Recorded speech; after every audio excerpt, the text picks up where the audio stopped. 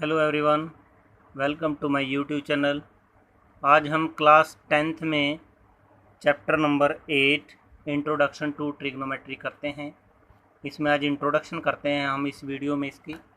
तो सबसे पहले इंट्रोडक्शन, ट्रिग्नोमेट्री होती क्या है, ये कहाँ से इसकी शुरुआत हुई और इसका क्या मीनिंग है। Trigonometry is the branch of mathematics. Trigonometry branch है मैथमेटिक्स में, जैसे जियोमेट्री है, इसी टाइप से आपके पास ट्रिग्नोमेट्री है, अलजेब्रा है, इसी टाइप से आपके पास ये है। The words of the trigonometry, जो ट्रिग्नोमेट्री वर्ड्स है is drive from Greek words. ये जो ट्रिग्नोमेट्री वर्ड्स है ये ग्रीक वर्ड्स है। इसको अलग अलग पार्ट में डिवाइड किया है। ट्रिग्नोमेट्री में ट्रिग्नोमेट्रिक स्पेलिंग देखो, ट्राइगोनोमेट्रिक्स। इसमें जो ट्राई वर्ड्स है उसका मीनिंग क्या है? Three. Tri means three, gon means sides, and metrons meaning क्या है? Measurement. In fact the trigonometry is the study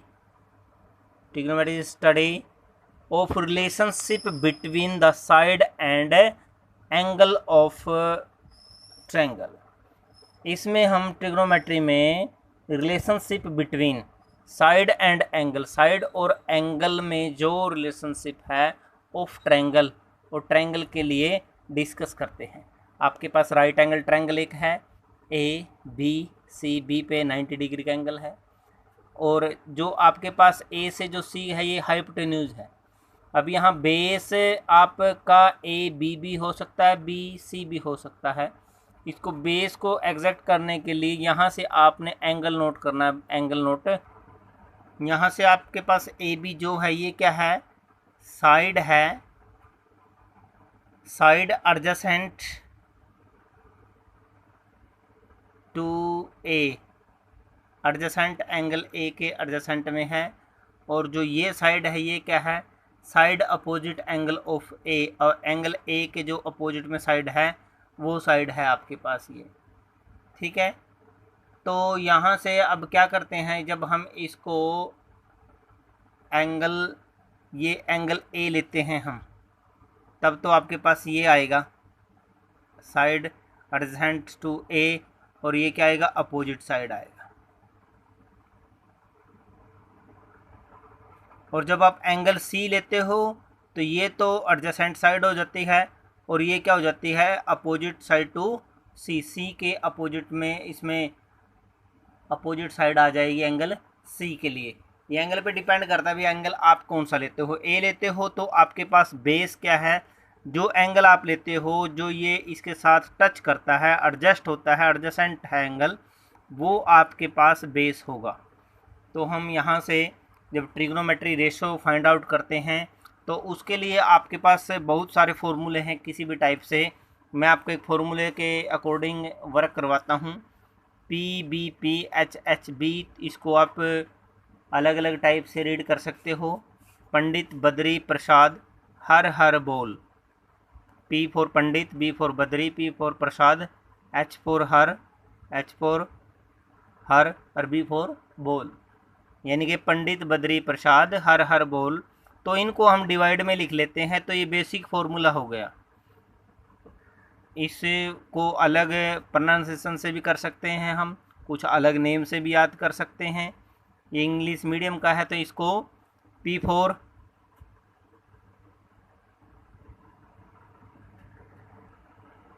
हमारे यहाँ P for perpendicular, B for base, H for hypotenuse. तो इस टाइप से डिसाइड किया उन्होंने। और जो आपका ये फर्स्ट बनता है P by H means perpendicular by hypotenuse, तो यहाँ आपके पास साइन एंगल बनता है, साइन एंगल।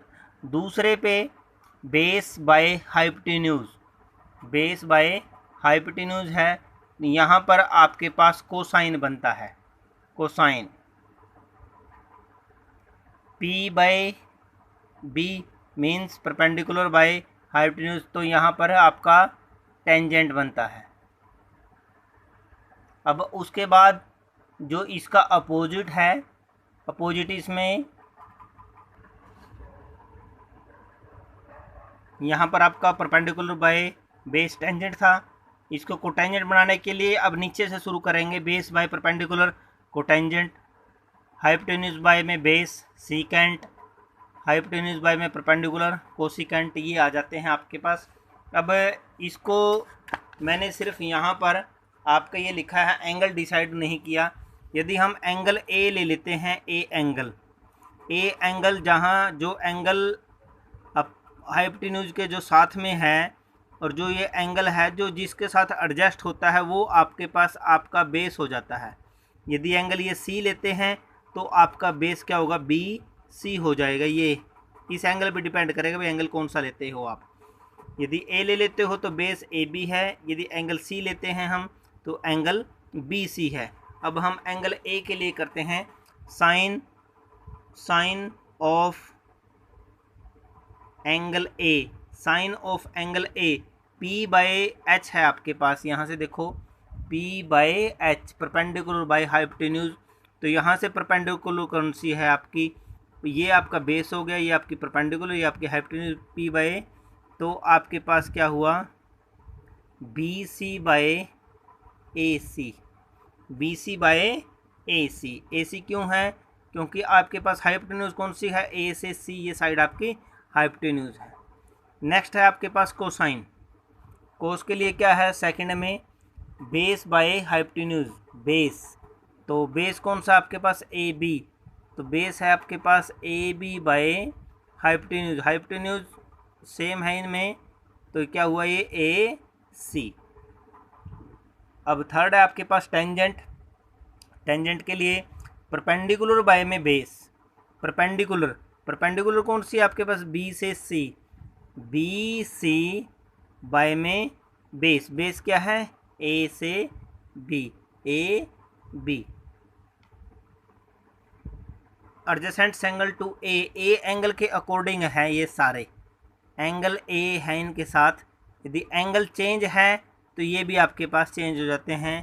कोटेंजेंट के लिए आपके पास क्या हो जाएगा, कोटेंजेंट को बताने के लिए टेंजेंट का बिल्कुल उल्टा हो जाएगा, क्योंकि यहाँ से हमने टेंजेंट के लिए क्या किया है, परपेंडिकुलर बाय में बेस, तो कोटेंजेंट के लिए क्या हो जाएगा बेस बाय में परपेंडिकुलर, बेस बाय में परपेंडिकुलर। बेस क्या है आपके पास, बेस है आपके पास ए बी, तो हमने लिखा ए बी बाय में परपेंडिकुलर, बाय में बेस बाय परपेंडिकुलर, परपेंडिकुलर आपके पास बी सी, तो ये मेरा बी सी। बिल्कुल ये टेंजेंट का रेसिप्रोकल 1 में हो जाएगा, 1 बाय में टेंजेंट ऑफ ए भी लिख सकते हैं हम।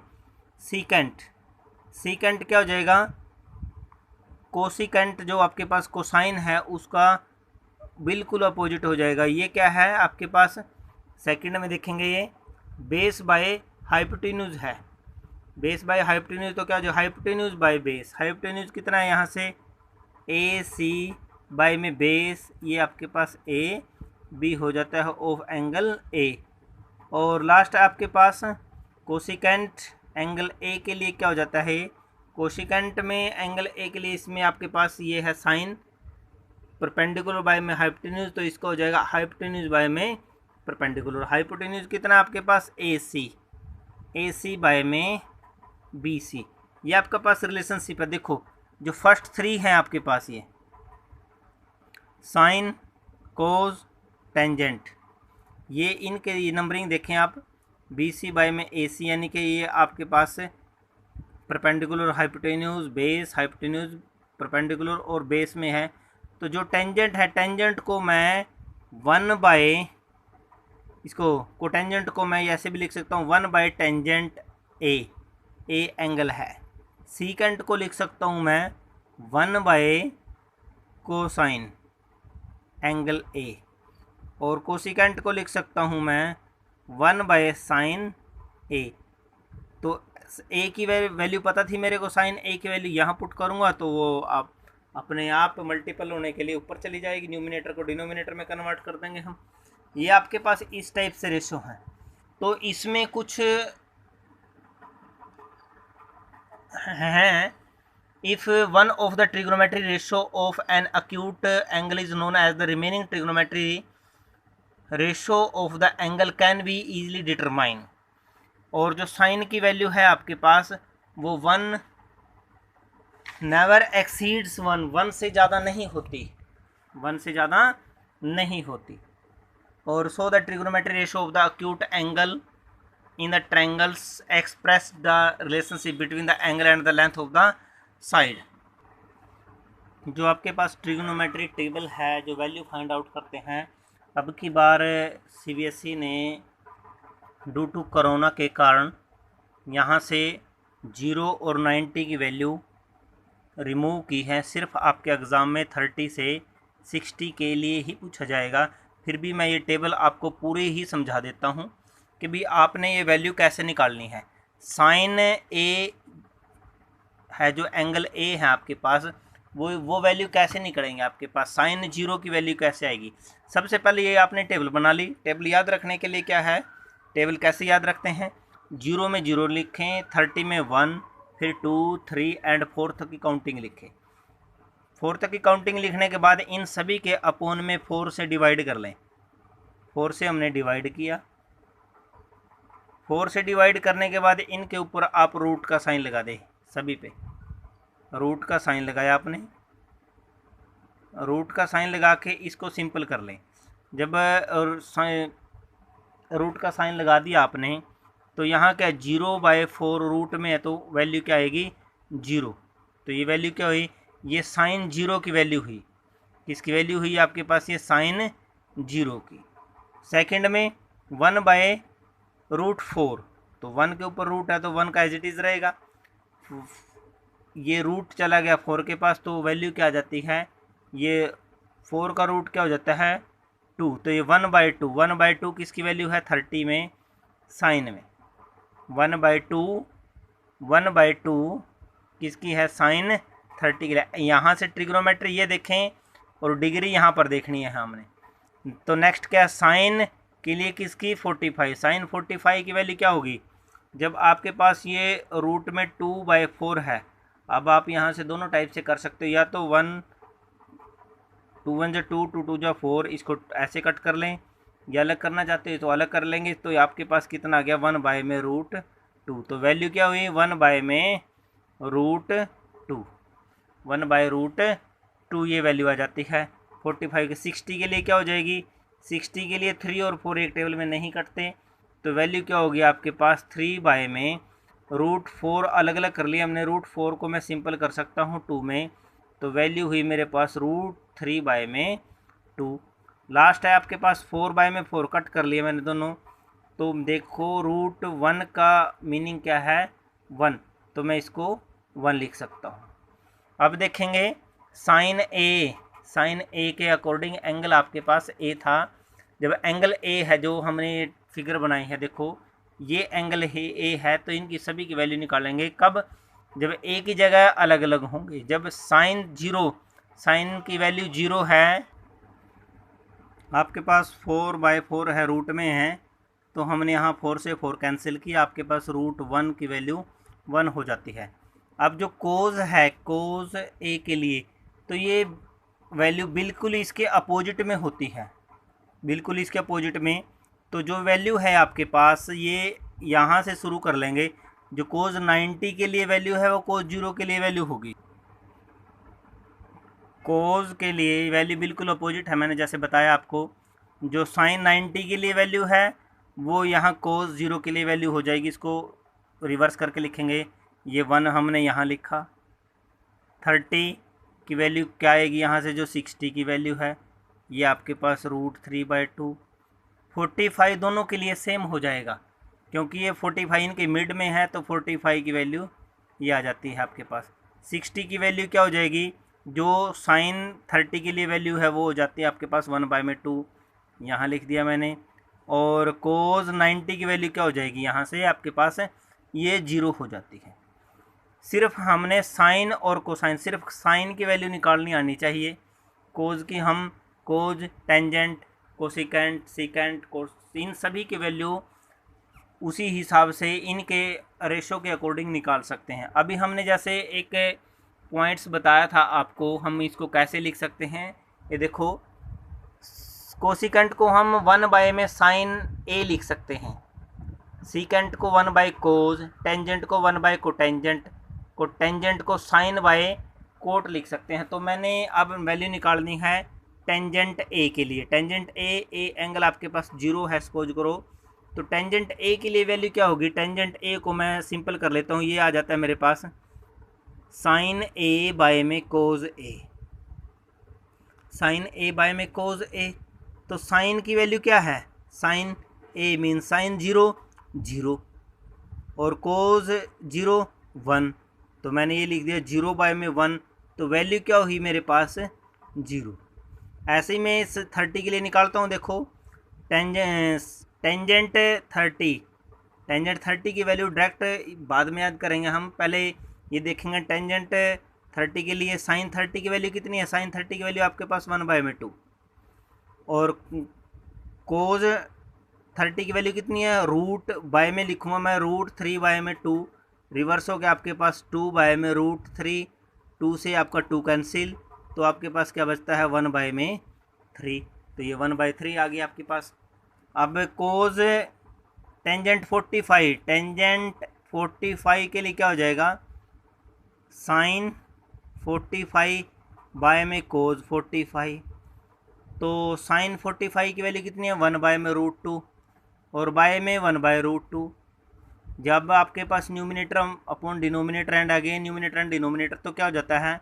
1/√2, ये मल्टीपल में कर लेता हूँ, डिवाइड में है तो √2 बाय में 1, 2 से 2 कैंसिल, तो आपके पास क्या है? 1/1, इट्स मीन 1, तो ये वहाँ से वैल्यू आपके पास क्या जाती है? 1। इसी टाइप से मैं 60 के लिए निकालता हूँ। 60 के लिए वैल्यू क्या हो जाएगी आपके पास? ये √3/2, बाय में था तो मल्टीपल करके 2 बाय में 1, 2 से 2 कैंसिल, तो वैल्यू आ जाती है √3, तो टेंजेंट 60 इक्वल है √3, और ये क्या हो जाएगा आपके पास? 1/0, टेंजेंट 90 वैल्यू क्या हो जाएगी? साइन की वैल्यू लिखी, कोज की वैल्यू लिखी, 1/0। मैं इसको डिफाइन नहीं कर सकता, इट्स मीन इसको नोट डिफाइन। ये आ गया आपके पास। ऐसे ही हम कोसिकेंट की वैल्यू निकाल सकते हैं। कोसिकेंट वैल्यू क्या होता है? कोसिकेंट को हम 1 में साइन ए लिख सकते हैं, 1 में साइन ए, 1 में साइन ए, तो यहाँ से इसकी वैल्यू क्या आएगी? कोसिकेंट, यहाँ से वैल्यू आपके पास 1 में साइन, 1 में साइन की वैल्यू 0 थी, तो यहाँ से आपके पास क्या हो जाएगी? 0, तो ये आपके पास क्या हो जाएगा? Note define. कोसिकेंट की वैल्यू 0 इक्वल क्या हो जाता है? Note define. आप इस सभी रेशो की वैल्यू ऐसे एज इट इज़ निकालेंगे। ऐसे ही सीकेंट को हम कैसे क्या लिख सकते हैं? सीकेंट को हम लिखते हैं 1 में कोज ए, कोज के लिए निकालेंगे, कोज की वैल्यू आपको पता है, तो 1 करके निकालेंगे सभी वैल्यू। और कोटेंजेंट की वैल्यू क्या हो जाती है? कोटेंजेंट इक्वल आपके पास, कोटेंजेंट आपके पास क्या हो जाता है? कोटेंजेंट को मैं लिख सकता हूँ, कोटेंजेंट को इक्वल कोज ए बाय में साइन ए, कोज ए बाय में साइन ए, यानी कि जो आपके पास टेंजेंट की वैल्यू आई है, जो आपके पास जो टेंजेंट की वैल्यू आई है वो बिल्कुल इसके अपोजिट हो जाएगी। यहाँ से आप इन्फिनिटी √3, 1/√3 और ये यहाँ से 0, इस टाइप से आप अपना ये टेबल या अच्छे से याद रख सकते हैं। इसमें आपको कोई भी प्रॉब्लम नहीं होगी ये टेबल याद रखने के लिए। तो मुझे आशा है आपको ये वीडियो अच्छी लगी होगी। Thank you.